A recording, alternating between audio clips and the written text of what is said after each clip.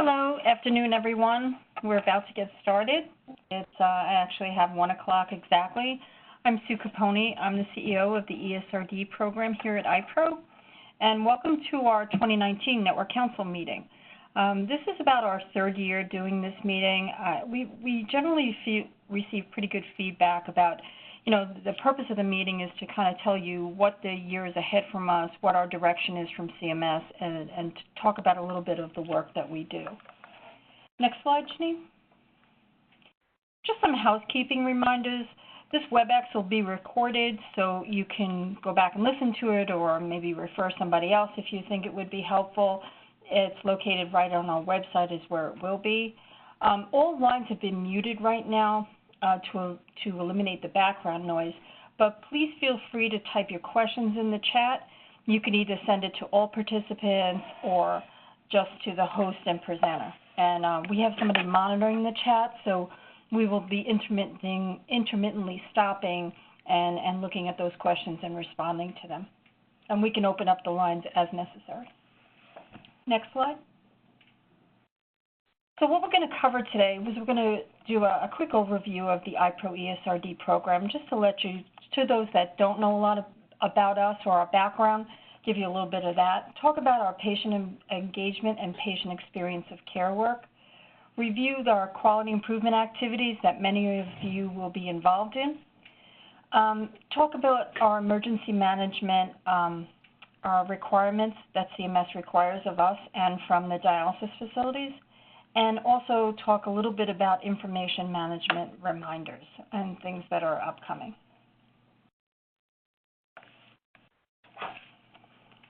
Next slide. So a little bit about us. IPRO has been around for almost 35 years. We are a not-for-profit 501(c) organization, and we hold most of our work, the majority of our work is with federal, state, and local government agencies, and we have a small amount of business with private sector clients, but most of our work is government work.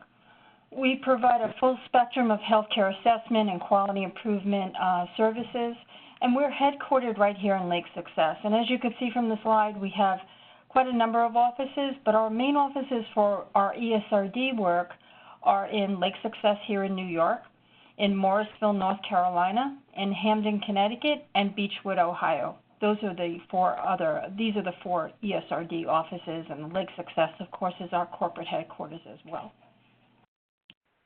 Next slide. So the mission of our program and our mission statement is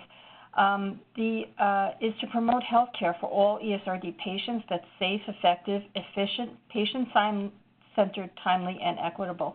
And that's been our same mission statement for 12 years that we've been doing this work here. So here are our ESRD service areas. As you might see a difference in the data that's reported here than from a subsequent slide you'll be seeing. This is the data that we report in our 2017 annual report that you could find on our website. So this just gives you a scope of the work that we do in the organization. So for right now, the work that we're talking about here today is for Network 2, and that's our New York work.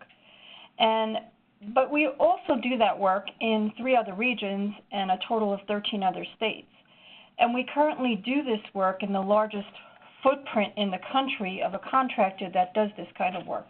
So we have 4 ESRD networks, Network 1 up in New England being the smallest one, Network 6 in the Carolinas and Georgia is the largest one. We have about 30,000 patients in Network 2 in New York, about 13 transplant centers and 300 facilities, and you'll see that number change a bit. You can see that our facility is, around 300, and I'll show you in a subsequent slide. But as you can see, like Network 9, which also has a very close patient population, has over double the amount of facilities. And there's a big difference in resources that are needed in networks with many more facilities. Next slide. So our Network 2 breakdown from our LDOs, something that makes Network 2, the New York network, much different is that we still have a large amount of independent facilities, whereas most of the other networks where you saw double the amount of facilities, that's where there's much more LDO penetration than there is up here in New York, and that's for a couple of different reasons. So here we have, as of now, 67 FKC facilities, 70 DaVita facilities, DCI 22 facilities, and still have probably the largest amount of independent networks in the country in one network, and that is 144, and we have 6 VA facilities, and this is where I said that number is a little different from what we reported last year. And I should also say that 50% of that 30,000 patients are in the downstate area. So our ESRD network role and responsibilities. So we are charged with improving the quality of care for ESRD patients. We promote patient engagement, patient and family engagement, patient experience of care, support data systems and data collection regarding our quality improvement activities, regarding our census. I'm sure you know that we're always collecting data for some project or from our data department. And we're always monitoring that data for improvement. So we also provide technical assistance to ESRD patients and providers, and that really comes under the scope of patient grievances, involuntary discharges. And Erin Bowerman is our Patient Services Director, and she'll be talking. I'm going to hand this off to her in a few minutes, and she'll be talking more to that. We also support dialysis facilities in an emergency as well as patients.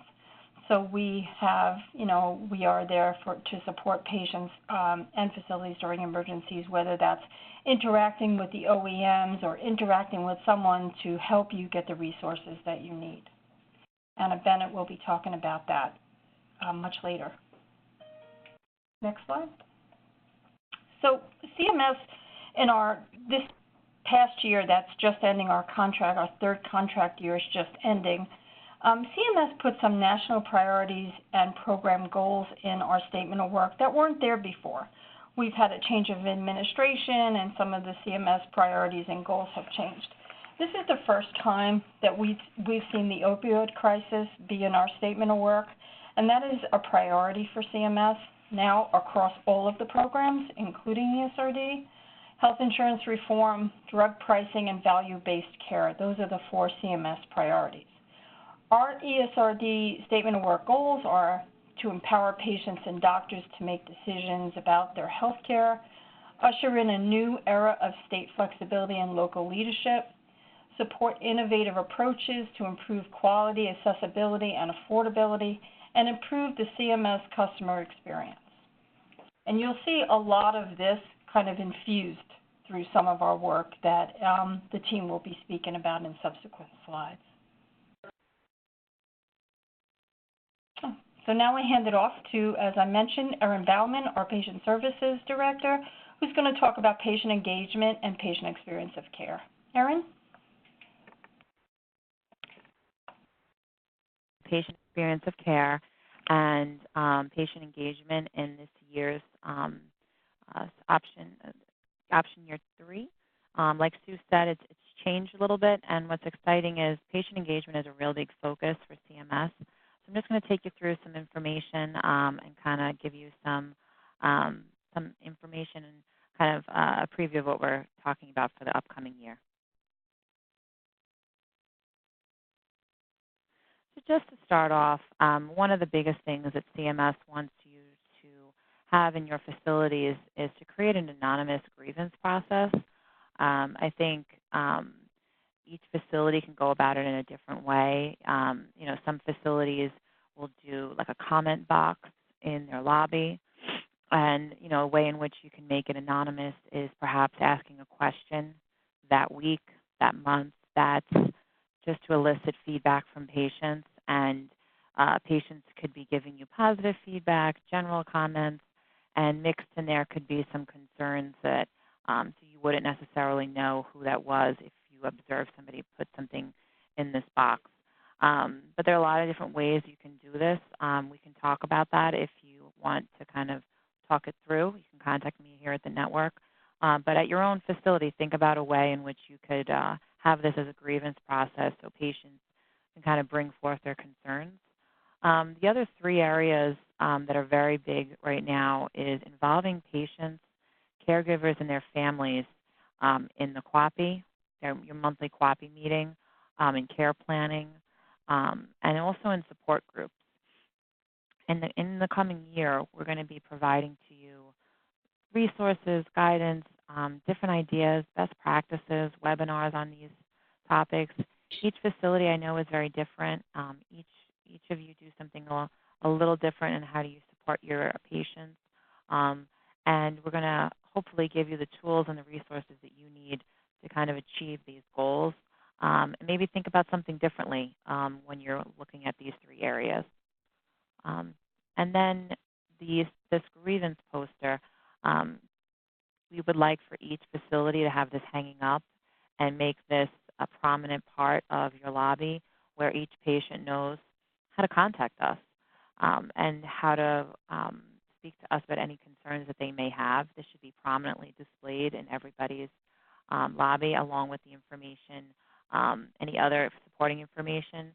Additionally, you can also make available the dialysis patient grievance toolkit that the Forum of ESRD Networks created, or the depression toolkit. Both are wonderful resources to supply to your patients to kind of give them that extra support when it comes to grievances, educating them on that process. And it's created by patients for patients, so it's a nice resource.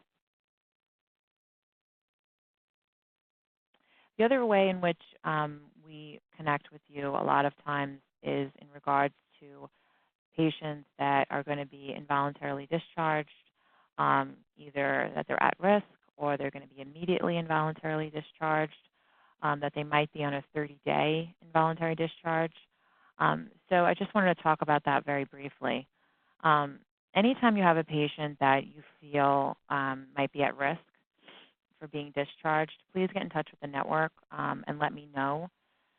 Maybe we can talk it out. We can figure out some different ways to provide some interventions to that patient to hopefully keep that patient in the facility. So that's very important to let the network know. And usually that's at the point where a patient's getting a letter of concern or a patient, there's a meeting that took place with the team in regards to something you're concerned about. So definitely let us know because that's like a different level, and hopefully the network can connect with you and really think this through. And then the immediate involuntary discharges are for patients that have displayed an immediate severe threat. So these are very, very serious, and you would get in touch with me, and we would talk about it, and we would take the steps. We would walk through the steps about what happened. But those are only immediate if it is a very severe threat. You can review the conditions for coverage, VTAG 766 or 767, where it details the criteria for an immediate discharge. If a severe threat did not happen, then it's either an involuntary transfer or an involuntary discharge. In both cases, you have to give a 30-day notice to the patient. If it's a transfer, you have found a spot for the patient. You have a spot, you have a time where they're going to be going there, and you give them that information. Whether or not the patient takes it, you have provided them the ability to continue their access to care. With involuntary discharge, you're giving them a 30-day letter, but you're obligated to your best ability to find them a facility. So you have to make all efforts to find that patient and a placement within those 30 days. So those are the most common reasons. Failure to place is as a result of an involuntary discharge most of the time. Those cases, the network has a 30-day program. It had started under Evan Smith, the prior patient services director, and I've expanded it. I'm going to be providing information going forward to facilities. I might ask you to consider it for a patient going forward. This is a way for you to give a patient a second chance to have an outpatient setting. And if you want any information about it before I contact you, please let me know. You can talk to you about it. Loss to follow-up, I'm going to talk about in a subsequent slide. And then here are some provider interventions that we'll give you to support you and try and keep this patient in the facility. A lot of times it's a combination of these things, and sometimes it's just talking it out. But definitely, if at any time a patient's at risk, definitely let me know. Next slide.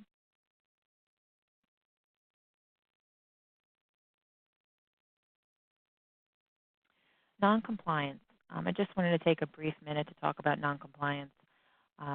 Patients who don't come to treatment on a regular basis or they shorten their treatments, the recommendation from the network is for facilities to provide solid education to the patient about the risks of noncompliance, preferably from the medical director or the patient's doctor, really sitting with that patient and discussing or providing some educational materials, something in writing, really going through with them about what's going on and what could happen with them. That's one of the recommendations. The other recommendation I always give is to try and find out the reason for the noncompliance and try and mitigate it. I'm not saying that you can immediately fix it, but at least try and get to the root of what's going on, because then at least you'll be able to figure out and move forward from there. Maybe you can try some different things in order to help that patient return. Maybe it's educating the family member so they understand about the ramifications. Maybe it's a patient who's in denial. Maybe it's a patient who's angry. So like I said, you're not going to immediately fix it, but at least you're approaching it from a perspective of you're kind of putting yourself in the patient's shoes and understanding why in which they might not want to be coming on a regular basis to dialysis. That's the other important thing. Finally, I just wanted to remind that because a patient is noncompliant is not grounds to discharge a patient. It doesn't matter how many days they've been out of the unit. You cannot discharge a patient for noncompliance. Next slide. Loss to follow-up is closely related to noncompliance. So let's say you have a patient that's been noncompliant for 30 days. They haven't come to treatment. You've contacted them. You've contacted their family. You've sent the police. You've done mobile crisis. You've done a whole bunch of things, and you've not connected with them. So loss of follow-up is you've made efforts for at least 30 days' time. You have not connected with the patient or anybody that's connected with the patient, and you really don't know what's happened to that patient. That's when you're allowed to change their status in Crown Web to loss to follow-up, with the understanding that if the hospital comes back, whether it be in 30 days, 60 days, whatever that may be, that you would take that patient back, barring any changes in their medical condition. If they needed a trach or a vent or something like that, where you couldn't support them in an outpatient setting, that would be the only way in which you wouldn't take them back. But loss to follow-up, that's the only way you can deem a patient lost to follow-up, and you cannot discharge them out of the facility.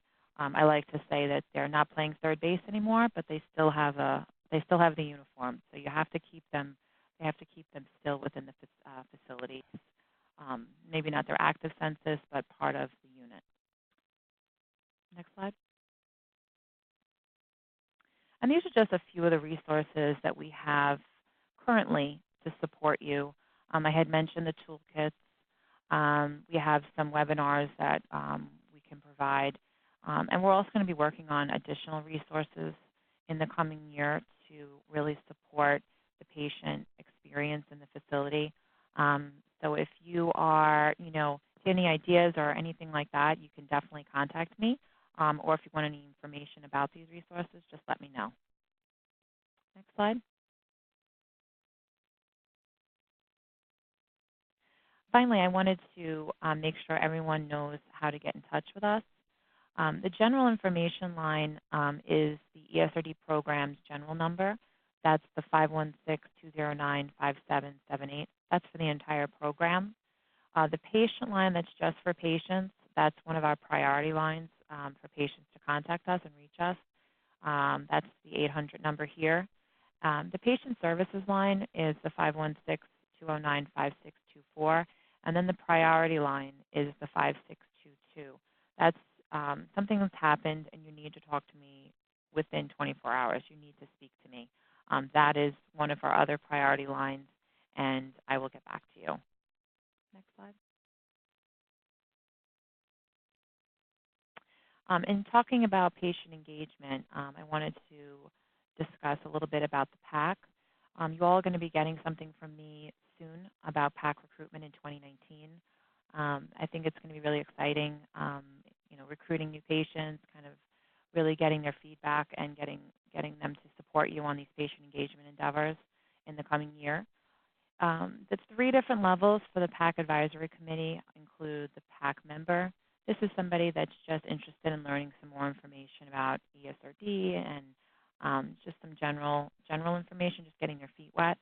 The patient facility representative is nominated by the social worker, and then they participate in your QI activities, whether or not you're in a project with the network. So each facility, I'm sure you have your own activities that you're trying to improve your quality improvement. That patient would support that.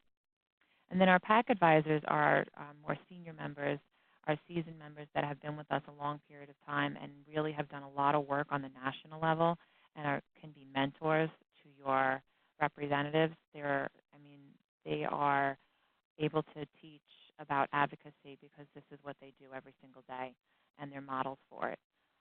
Next slide. The other thing I wanted to mention is our eUniversity learning platform. It's very exciting.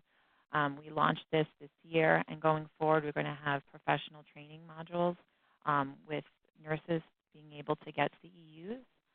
But currently, we have our peer mentorship program online. So I encourage every facility to create an account, go on, take the modules. You can take the patient modules just to see. We encourage you to do that, to see what they're all about, so you can kind of talk to each patient. If you have any questions, please let me know. Next slide. I just want to take a second and check in with the chat. Is there any questions in the chat?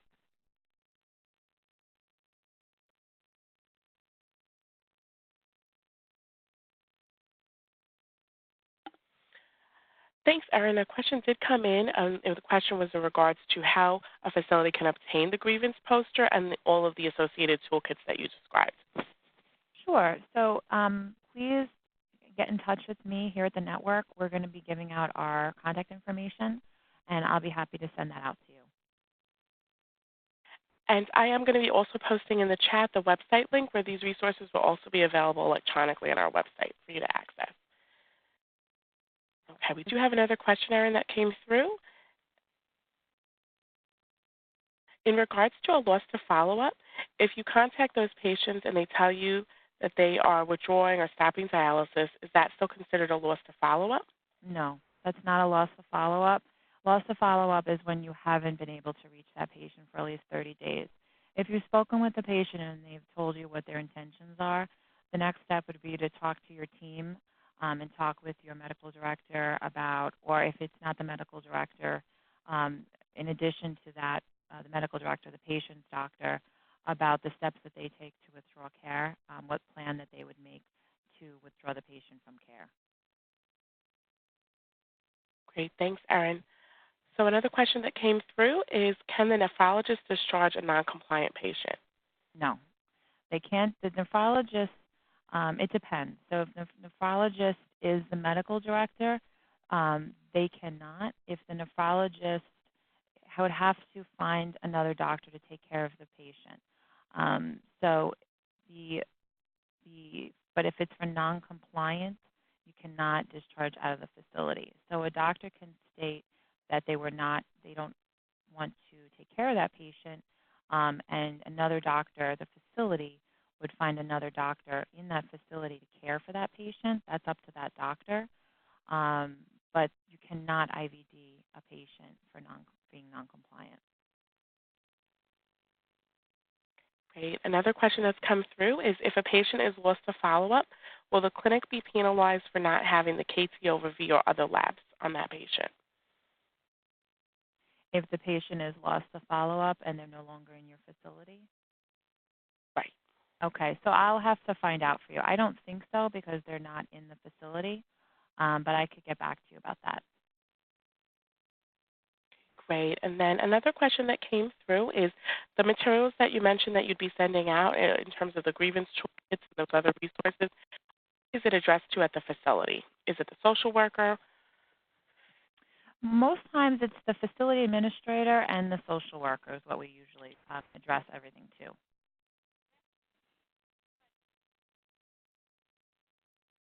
Okay, and other questions that are coming in, and this is great discussion, so thank you all for contributing to this. Please continue to send in any questions and comments. Another question that came through is, do you have any educational materials or resources for patients with suicidal tendencies for both staff and patients? I can look. Let's connect after this. I know there's some resources through the Office of Mental Health that I could give to you. Okay. Now, how do we categorize at the end of the year someone who has chosen to stop dialysis and seems to be doing okay even though they stopped dialysis 6 months ago? I would need to know more information about that case, honestly. So I would have to follow up with you. If they've stopped dialysis, I would just need to know if they were still in your census, if you've discharged them, are you just keeping them there to just see how things are going? I would just need more information about it. So I'll have to follow up with you.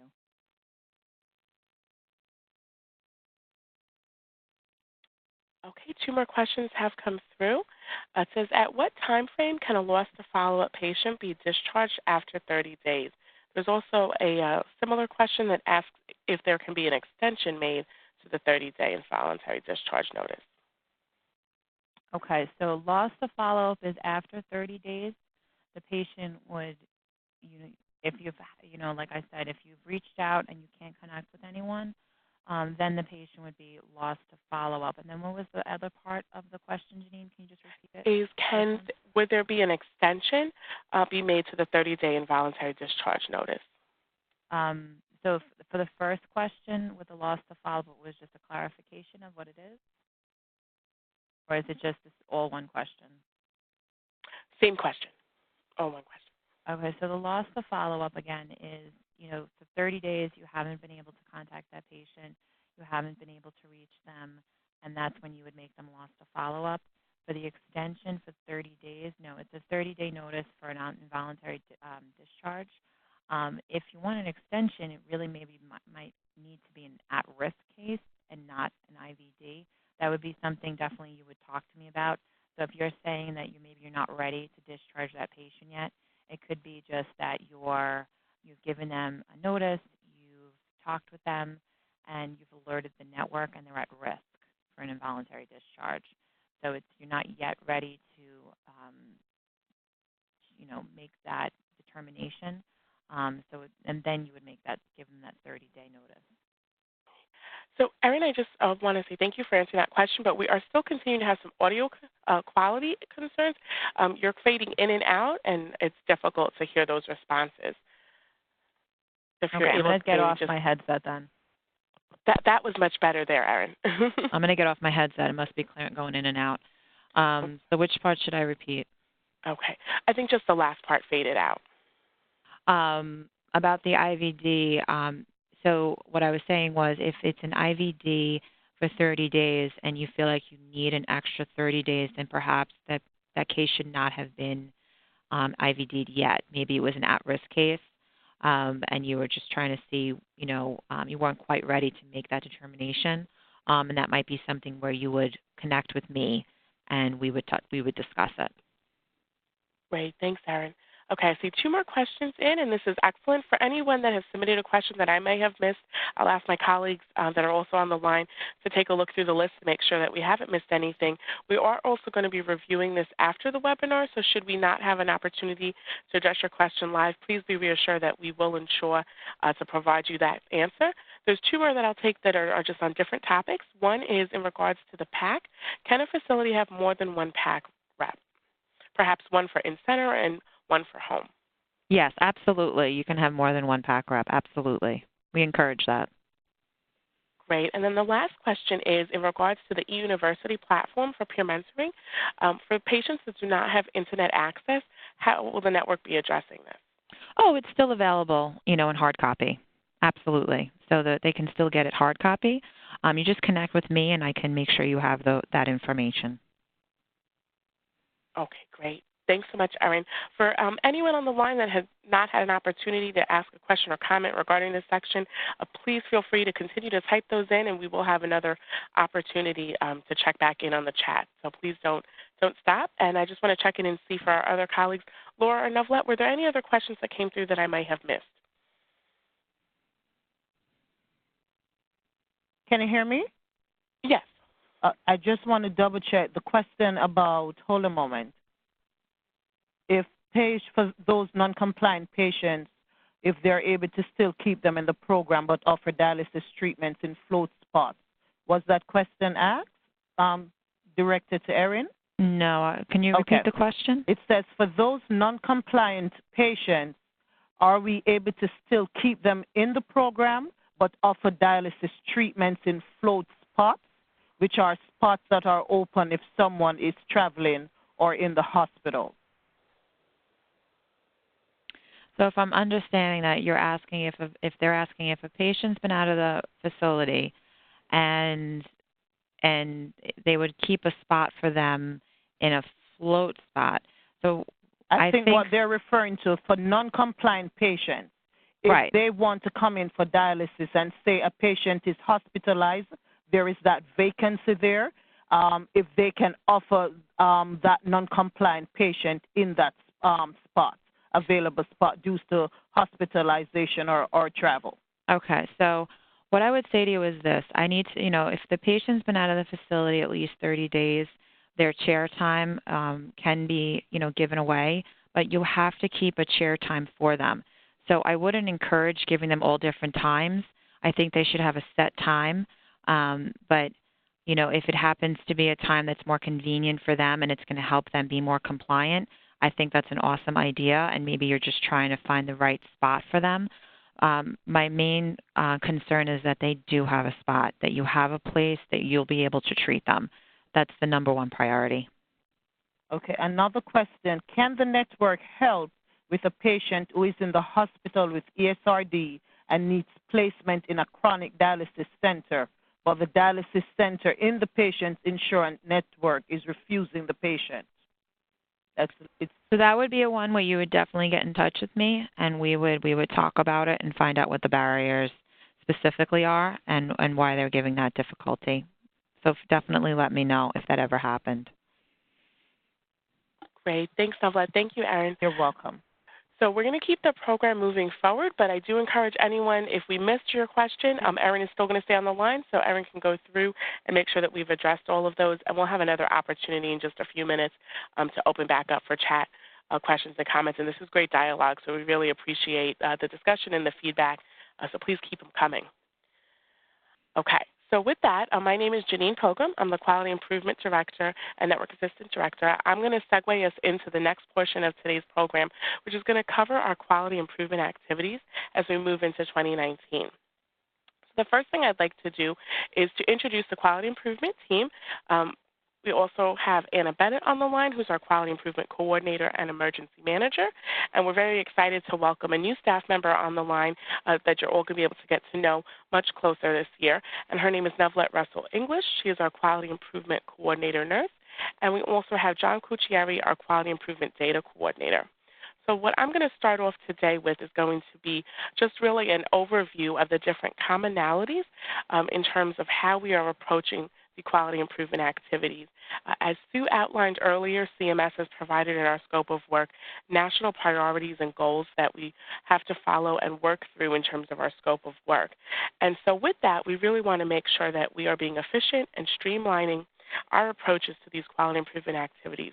We know many of you on the line are going to potentially participate in more than one of these activities, and so we really want to be streamlining and creating opportunities where this can be sustainable improvement in your facilities. So these are some of the areas you're going to see us streamlining and creating commonalities across interventions intentionally. There is a heightened focus on patient and family-centered care, as you heard from Erin, and you're going to be hearing more on our quality improvement activities in regards to incorporating patients into QAPI and as well as support groups and other governing bodies. This is something that has been a really increased emphasis for CMS, and now they want to see that applied in all of the quality improvement activities. They also are asking us to really design our interventions and aim them towards reducing disparities.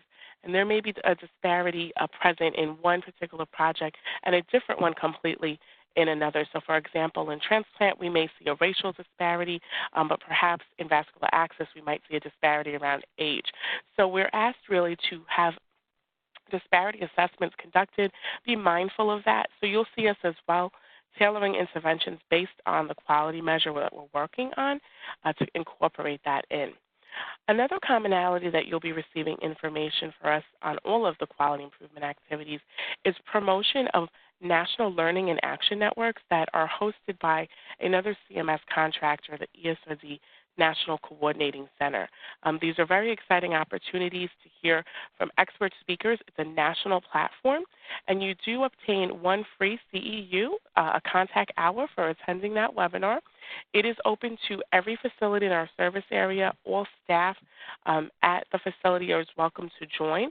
These calls are going to be held by the NCC contractor, hosted in conjunction with CMS every other month. So, for example, if you're in more than one quality improvement activity, you won't have two calls in a given month necessarily. You may be doing alternating months.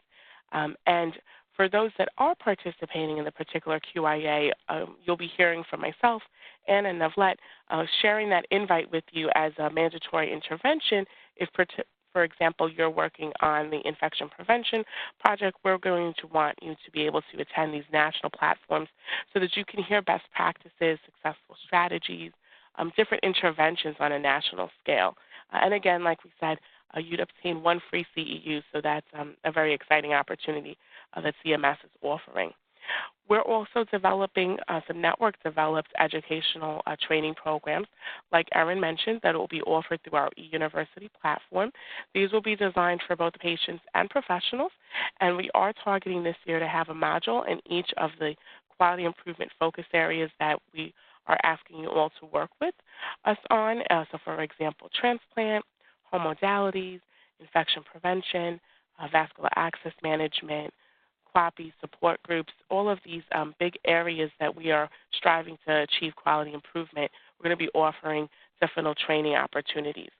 And then lastly, you're going to see us taking a very collaborative approach in terms of how we're going to interact with facilities. This is particularly important for those units that are going to be participating in more than one, and we're going to be going through all of the selection criteria that were provided and required by CMS so that you can have a better understanding of the requirements. But for those that are in it, we are going to be employing interventions such as virtual site visits that many of you participated with us in this year, really having a team approach and including the interdisciplinary staff at your unit, reviewing your goal progress from month to month, and giving you coaching so that we assure that you are really moving in the right direction to achieve goal by the end of the project cycle. And then lastly, we're asked by CMS to incorporate in all of our quality improvement activities different attribute areas, making sure that we're using innovative approaches or ideas or strategies we haven't tried before, employing rapid cycle improvement. So if we do implement something that's not successful, that we do some RCI and maybe try a different approach, making sure that we are embracing unconditional teamwork and boundarylessness, bringing in other entities and renal organizations that could support this work, and then most importantly, remaining customer focused. And all of you on the line are our customers as well as all of the patients that we serve in the New York State area. And so for that, we want to make sure that the improvement activities that we are asking you to implement are sustainable and you're able to really work on continuous quality improvement. So with that, I'm going to move us into the first quality improvement activity that will be co-led with myself and Navlet. And this is around the area of patient safety. In this project in particular, the goal measurement is focused in on reducing rates of bloodstream infections as well as reducing rates of vascular access long-term catheters. And long-term catheters are defined as a catheter greater than 90 days. Purpose of the project, in addition to those two measures, is also to support all of you with enrollment into NHSN, which is the CDC's National Healthcare Safety Network, making sure that you are all able to complete the annual training, and we will also be doing quarterly data checks to ensure the accuracy of the dialysis event data that's inputted into NHSN. Lastly, we are going to be providing resources around the CDC core intervention areas that could include different checklists and audits that many of you on the line are probably familiar with performing in your facility, and we really want to ensure that we're documenting implementation of those tools. In terms of selection criteria for those that will be included in this project, as Sue mentioned earlier, CMS has really created some big, bold goals.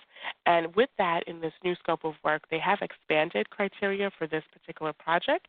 We are charged with working with the top 50% of facilities in our service area. So that is the facilities that have the highest BSI rates. The data source is coming directly from NHSN and is provided to us by the NCC as our third-party contractor.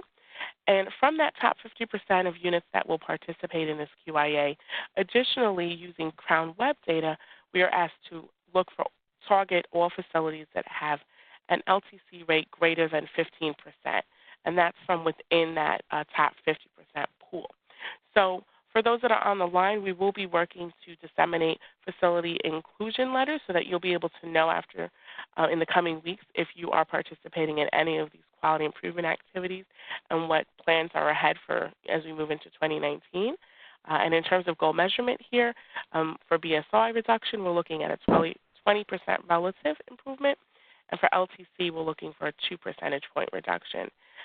The last element to this project that many of you that might have participated this year, you receive more information from the network in regards to enrolling or joining a health information exchange, an HIE, and that is another push from CMS to make sure that there is data exchange and really supporting transitions of care for patients that are hospitalized for a BSI. So in terms of very briefly, just at a high level, the interventions for those that are participating in this project, you will expect to receive educational resource mailings from us. So those will be printed tools to help support your patient and staff education. We will be asking you to design an education station particular to the whatever focus area you're going to be working on. And some examples of these, and as you can note, they're all driven by results of root cause barriers that you have presented to us in the past. And so really working on patient and staff education, working on improving hand hygiene and patient hygiene, so using resources from the CDC like the Clean Hands Count campaign or the Making Dialysis Safer Coalition tools. These are all resources, hopefully, that sound familiar to you, and we will be providing them to you as well as having them available on our website.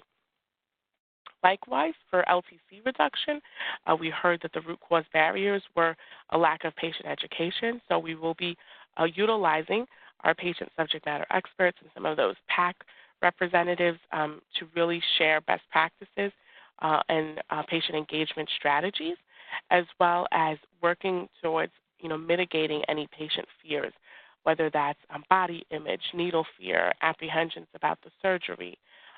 Other things that we heard were, appointment delays, access to, surgeons.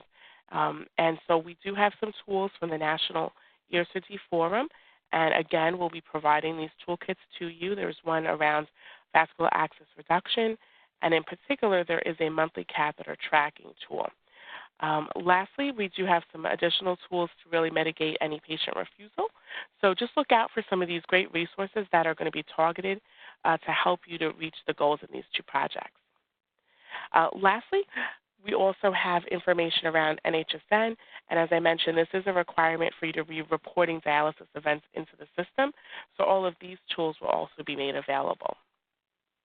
So with that, I'm going to take a pause and just see if there are any questions or comments regarding the patient safety QIA or any residual comments that have come in before we move on to the next project. No, this is Novlet, nothing from my end. Okay, great. So if anyone does have questions, we're going to continue to move along in the interest of time because we want to be respectful of your hour that you've devoted to attend this webinar. But if you do think of something else that comes through, please type that into the chat now, and I'll be continuing to monitor and answer questions as they come through. Okay, with that, I am going to turn the floor over to Anna Bennett, our Quality Improvement Coordinator that co-leads the Home Therapies and Transplant QIAs. Anna, the floor is yours. Hi, everyone. It's 1:45, and I know we just have you for an hour, so this is a high-level overview of these QIAs. Keep in mind that we haven't notified the facilities of their inclusion yet. Chances are, if you were in last year, you've got like a 60 or 70% chance you'll be in this year. But we just want you to be aware of the projects that we're working on. So I'm going to go very quickly through these because in January, if you're in a targeted facility, we will be launching these projects. So again, we'll be doing the home therapies and transplant quality improvement activities. They are separate activities, but we just want to let you know that some of the goals have changed. We had very aggressive goals last year, and it was really, really hard to meet for everyone. So now we are looking at the long term in these projects. So we're trending data over time. So we're looking for a 2% increase in the natural trend of patients on the UNOS wait list, and also patients that are utilizing home therapies. So you'll be hearing more about home therapies and more about transplant. We'll really be working with you to make sure your patients are informed, educated, and have access to transplant and home therapies. So if you're in the QIA, you'll be getting more information. Next slide, please. So just to let you know, this is the data from last year. As you can see, we didn't hit the goal in either of these projects, but we did make a lot of we did really make some great progress. And for those of you in the projects, well done. Home therapies, we really pushed the numbers up. And with the UNOS transplant wait list, I want you to see that that jump that you see to 17.34%, that's kind of an artificial jump. We weren't looking at the whole patient population in the target facilities. We were excluding patients who were not eligible for a transplant. We're not doing that anymore in this. So we're going to be looking at the whole prevalent population in your transplant facility.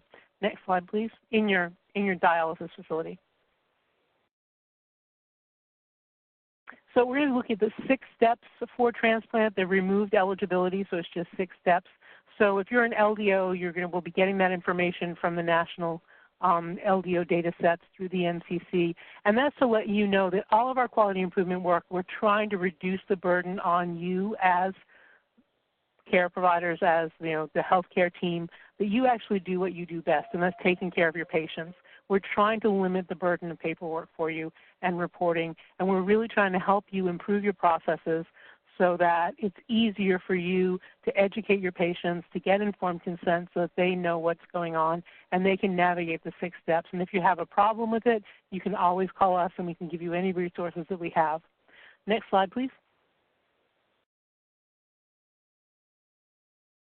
And the same thing goes for home dialysis. We're really going to be working with home-only centers and making sure that patients are aware and they have access to home dialysis if they choose to do that as a therapy, either PD or home therapies. Next slide, please.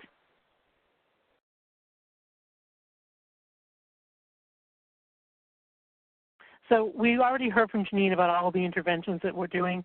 I told you about processes. We really wanted to do self-assessment. You're probably already doing this. We would just want to be able to say that we know you're doing it. And QAPI and benchmarking, this is the year of QAPI. We want the patient voice in QAPI, and we're going to really work on that in all of our projects. So I want you to think about how you can integrate the patient voice, and we'll have resources for you, as Erin said. We went over specific interventions with Erin, and if you're in the project, you'll be getting those interventions launched. The ESRD NCC, it's a bi-monthly call for these disciplines. Everyone's invited. You get nursing credit for it, and we'll be launching interventions as identified by the NCC and the best practices. And some of you will even be featured with the NCC, and I'll shout out to Rubin Centers right now because I know that you'll be featured in the January, I believe, you have on home therapies. So I'm just very excited about the national work that's going and the recognition that New York's getting. Next slide, please. Are there any questions or comments on a high level on home therapies and transplant? Hi, Anna. There's no questions right now. Great. All right, let's go to the next slide, please. Now, in addition to home and transplant QIAs, I am also going to be taking over the gainful employment QIA from Erin, who ran it last year. And this is because what works best for, supporting vocational rehab and all the education we have for your patients, that's going to be working really well with our home therapies and our transplants. So you all will have access to this information, whether you're in the targeted facilities or not. So we're also going to be working with your patients to make sure they're aware that there are resources for them for gainful employment and re-education. So next slide, please. There are only going to be 31 facilities. It's only 10% of dialysis facilities now. We're only going to be reporting on patients ages 18 to 55, but we're targeting all patients, so we're not excluding anyone in this. And this is something that you're going to be hearing more about. Only 10% of you are going to be will be part of the project, but all of the materials will be available on our website and you have access to them.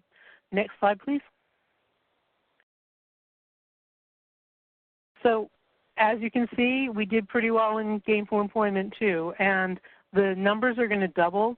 So we're looking for 5% utilization. We're looking for 10% utilization of VR or employment network services, so voc rehab and employment networks. And we're really looking for a 10% improvement in making sure you're referring your patients, that they're aware of it. And these are two things that you check in Crown Web. So it's always important to make sure your Crown Web data is in. And let me give you a heads up, if you're not in any of these projects, still make sure your Crown Web data is in there, because some of these projects, CMS gives a criteria where we have to work with the lower performing facilities, and in some cases it might be data. So always make sure your Crown Web data is up to snuff, or if you're a batch submitter, that your batch is transferring properly. Next slide, please.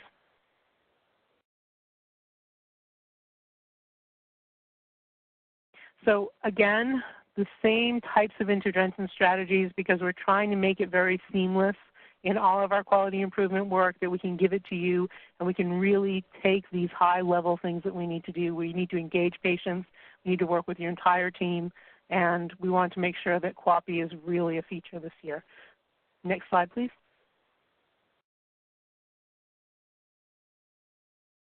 Any questions or comments about any of the QIAs I just gave a high-level outline on? Hi, it's Laura again. There are no questions at this time. Okay, everyone. And like I said, we'll be having the kickoff webinars in January, so if you're involved, you'll know. Now I'm going to put on my emergency management hat. And this is important because we're coming into winter and it's cold and it's going to get snowy and transportation can be rough. So next slide, please. It's really important if you have an opening, if you have a closure or an altered schedule for any reason, and this isn't on the slide, but I want you to make sure you make note of this. If your facility has to close, or if you have to change your status, if you're not, if anything changes your shift, report it to the network and report it through NIPORS to the State Department of Health. This way, we know what's going on and the state knows what's going on. If you even have a question if you have to do it, the state wants you to report it, and then they'll let you know if it's something that needs to be reportable or not. But anytime you alter your status, anytime you close, we need to know. We need to make sure that you're talking to your OEMs, that you have that letter on file. We don't want you cited, and we want you to know who's there for you in an emergency. We really need you to get access to the Healthcare Emergency Preparedness Coalitions. You can contact the network. Laura and I work really as hard as we can to make sure that you have access to the coalitions and you have all the support that you need. We want to make sure that in the event of emergency, if it's a big emergency, we're there for you. We want to keep you up as long as possible to treat your patients. And if you have to close, we want to bring you back online so you can treat your patients when it's safe for your staff and for your patients. So we're here to help you, and we're going to have more resources for you, and we'll have emergency calls so you understand what you need. But really reach out to us, and we can help you navigate this. I know a lot of you, the emergency federal rule has been really rough. I know there are changes coming to it. I know it can be tough when you're being surveyed by the state, but we're here to help you with this. And always make sure your patients know who to call if your facility is closed. That's the biggest thing we have coming into the network. And also make sure that all of your data is up to date in Crown Web, because that really is our contact list. So we want to make sure that we can get to your disaster, your contact, who's going to be available. So go into Crown Web and make sure your facility staff is up to date, and we have phone numbers and email addresses for them. Next slide, please. Any questions or comments about all this? I know it was really high level and it was fast, but So there have been a few questions that are coming straight to me. This is Janine, and I'm doing my best to answer all of them individually that are coming through. Anything that pertains to general, I am posting out so that all participants can see that. I know we're getting close to time, but I do encourage you, if you have any questions now about any of the quality improvement activities, please send them in now, because even after the webinar concludes, our team will be debriefing to make sure that we read through all of the questions, and if for any reason they were not answered, we will be reaching out and ensuring that we do provide you a response. So please don't hesitate to send questions in now. I do believe I captured all of the ones that were sent individually to me, but don't hesitate to send them in either chat or Q&A. All right, thanks so much, Anna. So as we get ready to kind of close up today's webinar, I'm going to turn the floor over now to Ben Williams, our data analyst, who's going to give you some updates on our information management task.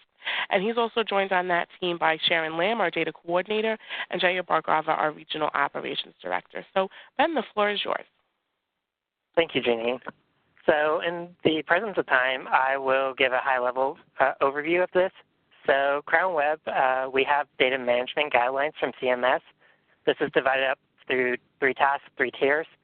So the tasks include data monitoring, data measuring, data managing, making sure everything in Crown Web is up to date.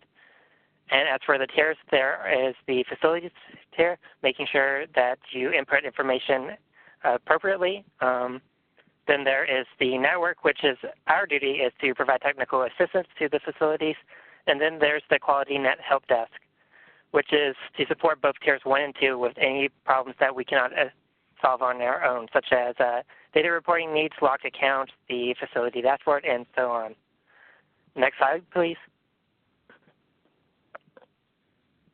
So CMS has goals regarding data quality in Crown Web. This includes submitting forms and data in a timely manner, as you can see in the table. The network uses these metrics to gauge facility performance. Next slide, please.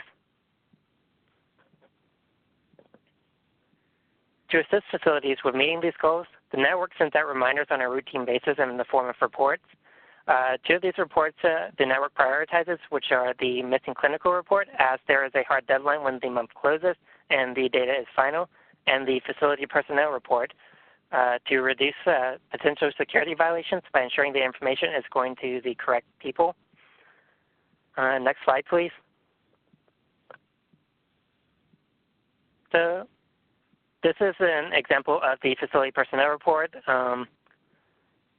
It asks you to make sure you have the facility medical director, nephrologist, administrator, and so on, and key contacts for the network to reach out to the facilities whenever we need to send out communications. Next slide, please. And last is the Fresh Desk, which is an online help desk and knowledge base for facility use. It's used to submit any data requests regarding Crown Web, state surveyor requests, master account holder credentials, duplicate patient errors, and help with completing the 2728 or 2746 forms. Facility personnel can review different how-to manuals, find links to Crown Web training, and how to correctly fill out these forms. You can submit a request by sending an email to the address listed on the slide. And now I'll turn it back over to Janine. Great. Thank you so much, Ben. I really appreciate that update. So I know that that was a lot of information in just 60 minutes. That is why the webinar slides and recording will be made available on our website so that you can go back and listen to any particular segments, take a look at the slides, or perhaps share it with other staff members that perhaps were not available at this date or time to attend live. Also, I encourage you at this moment to send in any final questions or comments. I just took a quick look through the chat. I don't see anything new. I believe I have addressed all comments that have come through. So with that, I'm going to move us into just some closing remarks to close out today's webinar. And I really do want to thank you on behalf of the IPRO ESRD Network of New York team for sending in such excellent comments, questions, feedback. It really helps us to be able to make this webinar much more interactive and engaging, and hopefully you walk away with a lot of great information and more information and resources than you had when the webinar started. So, Janine, this is Novlet. Before you wrap up, a yes. question came in. They wanted to know how can they incorporate a patient or family. I believe they intended to say QAPI while still maintaining confidentiality about other patient matters that may arise in the meeting. Great. Thanks, Novlet, for that question. Erin, do you want to speak to that?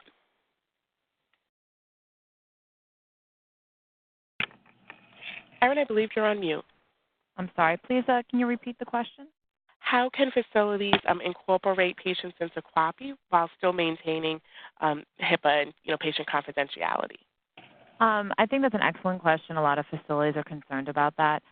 One of the ways in which we encourage you to do that is you can invite the patients to the beginning of the meeting or at the end of the meeting, so maybe a few first 5-10 minutes, kind of prep them ahead of time with why you're inviting them to the meeting.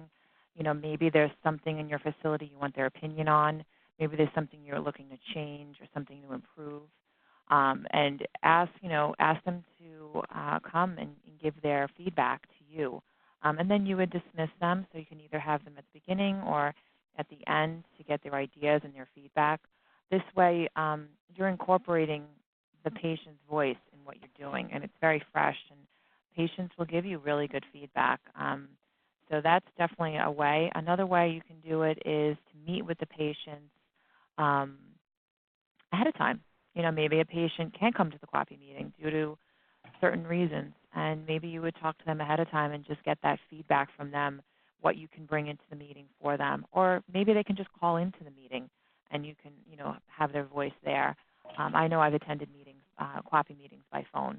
So, really, make it your own, but the whole point is to take the patient experience and what do they think about what you're wanting to do and make that part of the meeting.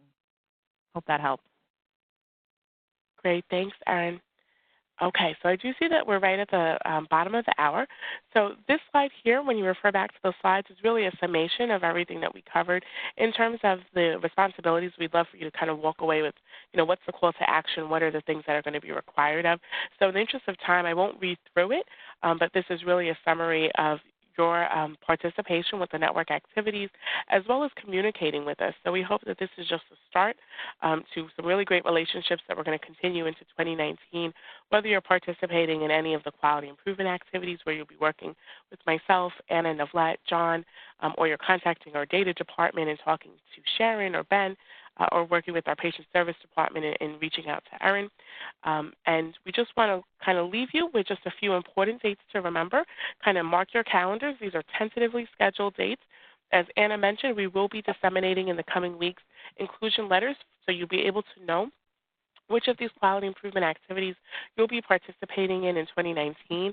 And then based on that, those letters will have the webinar information and the specifics. But these are the tentative dates that you can have as a reference, so that if you are included in any of these projects, this is where we'll be kicking off, and you're going to get much more detail of the goals, the data, all the interventions in its entirety, and we'll have an opportunity to share with you different resources and answer more questions at that point on each of the QIAs. And there'll be one call separate for each topic to really allow for time for that. Lastly, we're really excited to say that registration is officially opened for our 2019 annual meeting. So please flag your calendar and mark it with your save the date for attendance on Thursday, April 4th. It's at our usual location, which is the Garden City Hotel. We're really looking forward to seeing you all there. It's our annual event, and we're very excited to be including topics like transplant coalition activities, advanced directives, managing patient expectations, tips for ESRD diet, QAPI meeting guidelines. You've heard a lot about QAPI today. And, of course, we're going to be presenting our quality awards to the facilities, that are doing excellent work in the community, and we really do appreciate all your efforts. So with that, we'll close out today's webinar. And, again, on behalf of our team, thank you for joining. Just real quick, Janine. Yes, go ahead, Just real quick, Anna. everyone.